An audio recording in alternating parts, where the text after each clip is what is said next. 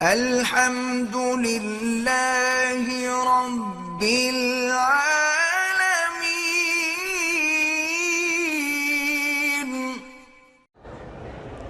اویس نام رکھنا اچھی بات ہے، اویس کرنی بڑے مشہور عاشق رسول گزرے ہیں۔ روضہ رسول پاک میں جب جائیں درود پڑھتے جائیں، اور جب صلاۃ و سلام پڑھیں تو ادب کے ساتھ کھڑے ہوں اور بڑے ادب اور خشوع اور خضوع سے پڑھیں، الصلاۃ والسلام علیک یا رسول اللہ صلی اللہ علیہ وسلم۔ چرس اور بھنگ پینا حرام ہے۔ میں نے کسی سے وعدہ کیا کلمہ پڑھ کے ٹوٹ گیا، توبہ کریں اور اس سے معافی بھی مانگیں۔ ہماری مسجد جو ہے 2 منزلہ ہے، بالائی حصہ نہ نماز کے لیے نہ قرآن کے لیے استعمال ہوتا ہے۔ وہاں قاری صاحب نے پیروں کی تصاویر نصب کر رکھی ہیں، وہ حرام ہے، ناجائز ہے۔ اگر جنازے کی رکعتیں تو نہیں ہوتی، تکبیریں ہوتی ہیں، چھوٹ جائیں تو جب امام سلام کہہ رہے تو جلدی جلدی پوری کر دیں، اللہ اکبر اللہ اکبر السلام علیکم۔ اگر کعبے کے اندر داخل ہو جائے پھر جدھر چاہے رخ کر کے نماز پڑھے، جائز ہے۔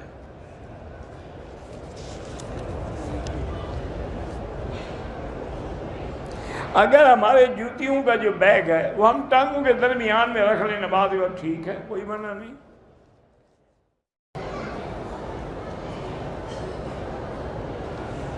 کہتے جی کہ حضور پاک صلی اللہ علیہ وسلم لکھنا پڑھنا جانتے تھے۔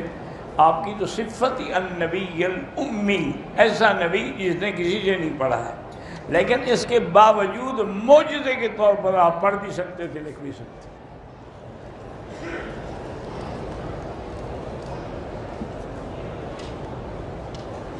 اگر ایک عورت اپنے شوہر کے حقوق ادا نہیں کرتی، شوہر نے اس کو طلاق دے دی ہے، تو اب ان حقوق کے بارے میں بھی عذاب ہوگا، بالکل ہوگا، کہ اگر وہ ایسا نہ کرتی تو یہ دنیا کی سزا بھی نہ ملتی، طلاق۔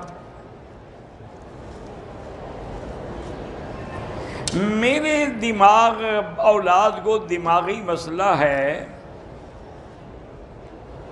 میں اگر اپنی نند سے کوئی بچہ بچی لے کے پالوں وہ تو جائز ہے، لیکن اس کی ولدیت اسی کی رہے گی جس کی اولاد ہے۔ اگر انسان تہجد کو اٹھنے کے لیے اذان لگا لے اپنی گھڑی میں یا ٹیلی فون میں، ٹھیک ہے۔ نرینہ اولاد کے لیے وہی قرآن پاک میں جو دعا ہے کہ رب لا تذرنی فردا وانت خیر الوارثین، جو حضرت زکریا نے مانگی ہے۔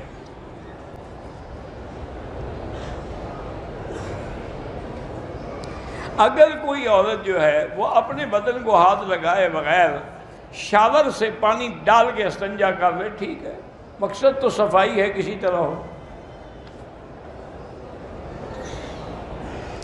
کیا میں اپنی بہن کو طلاق دے؟ بہن کو بھی کوئی طلاق دیتا ہے؟ بیوی کو تو دیتے ہیں، بہن کا طلاق کیا مطلب؟